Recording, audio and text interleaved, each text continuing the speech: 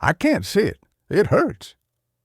Those were the first words Valentina said that morning. She stood by her chair, her backpack still on and eyes fixed on the floor. Mr. Daniel, her teacher, immediately noticed something was wrong. While the other children laughed and unpacked their things, Valentina stood frozen, pale and afraid. He knelt beside her. "Did you fall, sweetie? Did something happen at home?" She shook her head and whispered, "It hurts down there. Can you tell me, my love?" "No one's angry." Tears welled in her eyes. "When I sit, it hurts." That was all. Daniel's heart sank. He gently offered to sit with her at a small table, but she refused. "Can I stay standing, please?" she asked quietly. Daniel stepped out and called the police. "I'm a teacher at San Benito Primary. A 6-year-old girl says she can't sit. I don't know what happened, but something isn't right." Back in the classroom, he sat beside her. She leaned on his arm silently. It was clear something deeper was going on. The police arrived quietly. The principal, Carmen, tried to downplay the situation. "It's probably nothing. She may have fallen. There was no need to call the police."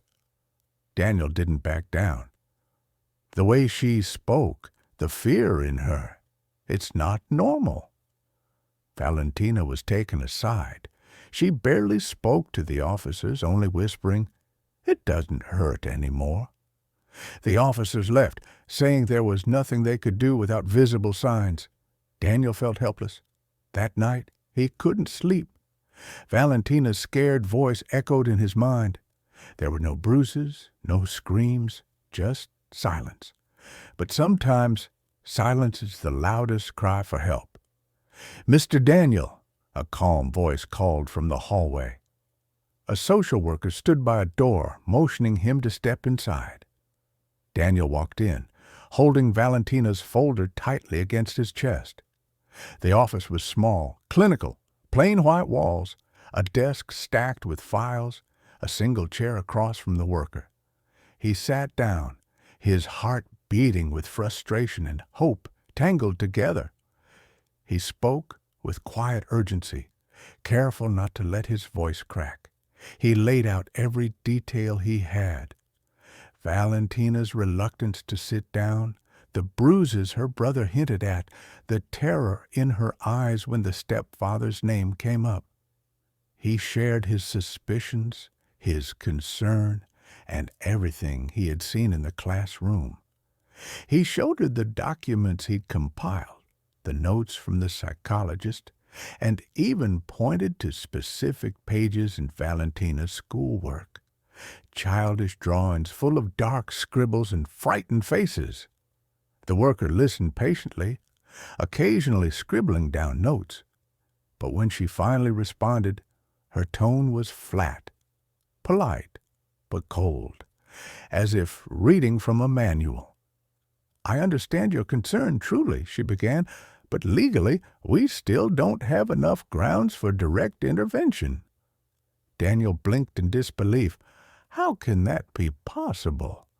A 6-year-old girl says she's in pain when she sits. Her brother describes a belt. What more do you need? The woman sighed, her expression weary. "Those are serious signs, yes, but unfortunately, they're still only indications.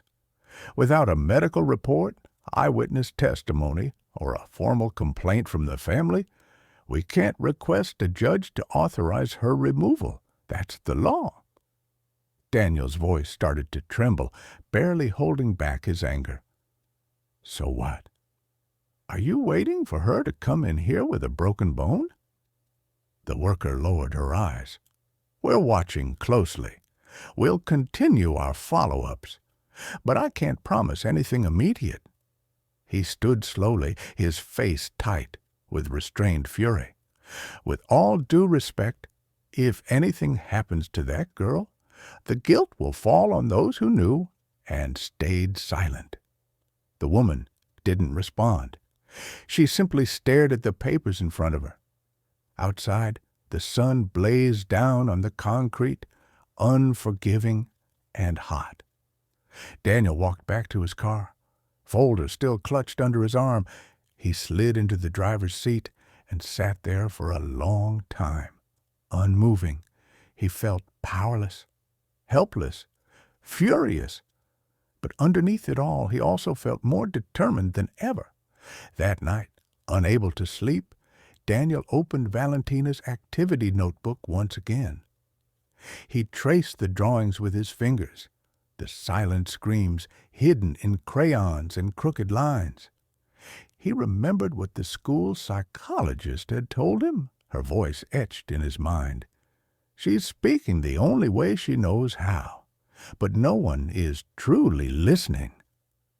Daniel took a blank sheet of paper and began to write in his firm, neat handwriting.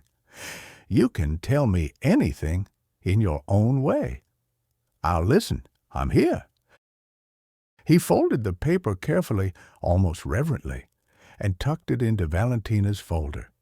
It was a small gesture, but it was a start. He would find another way, even if the system failed her, even if he had to stand alone. He wouldn't let that little girl disappear into silence again. Daniel found Valentina curled up in the reading room, holding a dark drawing tightly to her chest. He sat beside her in silence. "My mom ran away," she whispered. Daniel hesitated, then replied softly, "We don't know for sure. But the police are looking for her, and if she's in danger, we'll find her." Valentina didn't answer. She clutched the drawing and murmured, "I wanted her to choose me, not him." Daniel fought back tears. He wouldn't let her story end in silence. Days later, at school, Daniel was handed an anonymous letter addressed to him. The handwriting was shaky, almost childlike.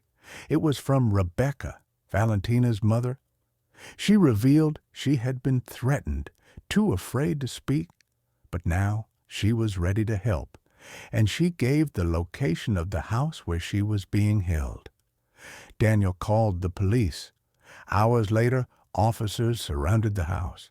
Rebecca was found inside, terrified but safe. With her testimony, they could finally act. A raid was quickly organized. Valentina and Hugo waited nearby with Daniel. When Rogelio was arrested after resisting violently, Valentina asked in a trembling voice, "Will he stay away forever?" Daniel knelt, holding her hands. "Yes, and even if he's ever free, you'll never be alone again." She didn't speak, but tears rolled down her cheeks. For the first time, they weren't from fear, but relief. Later, Valentina asked to draw. This time, the paper showed a house, 2 children holding hands, and a bright sun. No more dark scribbles. She smiled quietly. It was her way of healing. At the trial, her words helped seal the case. Rogelio was sentenced with a permanent no-contact order.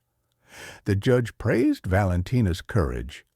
When asked if she wanted to live with her mother again, she simply said, "Not yet. I want to feel safe first." Daniel gave her a small star-shaped pin. "This is yours now.